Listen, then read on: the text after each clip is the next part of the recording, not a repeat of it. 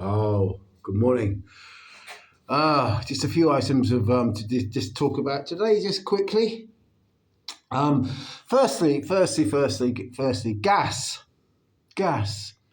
It's all gone quiet on the gas front, and we've got through with gas supplies fairly well intact throughout this winter.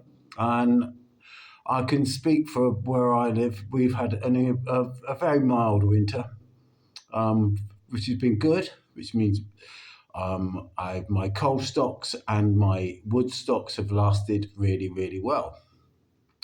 That's how I heat with coal and wood. Don't use gas, but I use gas in my industry, that on my business that I have. Use a lot of gas, and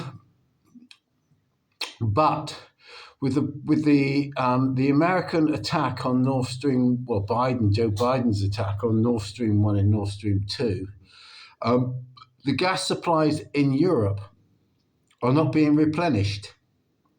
So they had in their storerooms and things like that, they had enough gas to get through the winter. But the problem is going to come in now with the gas supplies throughout the summer and towards into the beginning of next winter.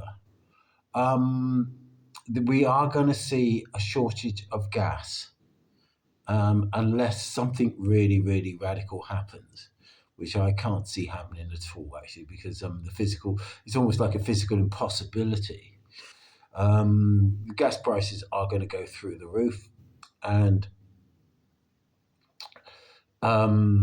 it's going to be really, really sort of like difficult to deal with. And when gas shortages do come in, that's when the price rises are going to go really and with gas shortages, you need gas in industry, food production, and domestic production, cooking and thing.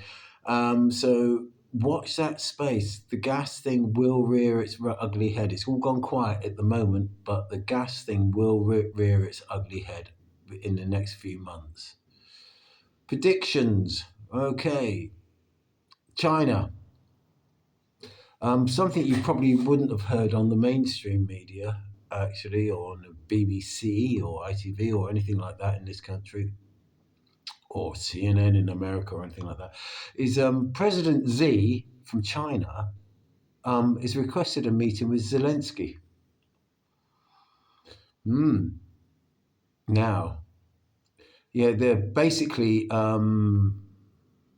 America and Europe and everything like that are saying, like, Russia's really bad, and that we've got to sanction them, we've got to think that. But if you take the world as a whole, the majority of the people in the world's countries, countries where the majority of the people in the world live, are supporting Russia. Europe and America are in the minority, and that's a big first for everybody. I think the majority of the world is supporting Russia. So that's thing. Now, President Xi going to speak to Zelensky, if he can get to speak to Zelensky, that will be very, very interesting. I haven't got a clue what he's going to say to him. He might actually tell him to belt the fuck up. You never know.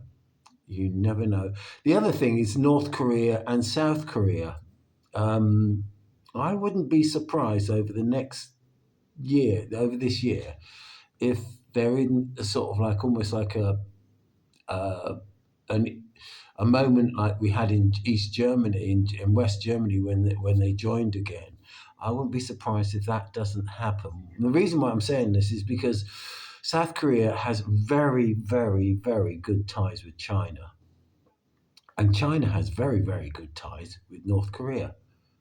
So, and North Korea is coming from a position of strength at the moment, and South Korea is coming from a position of not being quite so strong, because America doesn't look quite as strong as it did in the past. So I think and if that happens, then it'd be interesting to see what happens with Japan, won't it? Because they're going to be isolated in the Far East, and they might just belt up and go back to where the thing, and then the whole Taiwan thing would be. Anyway, peace and love, people, and have a good one, and I'll see you on the other side.